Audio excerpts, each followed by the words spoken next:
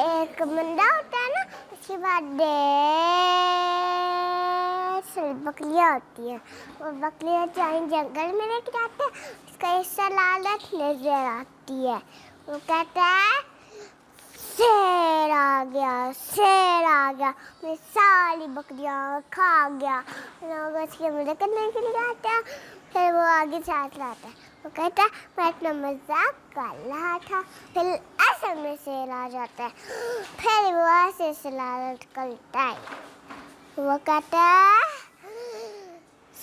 शेर आ गया, शेर आ गया, ये सारी बकरियाँ खा गया।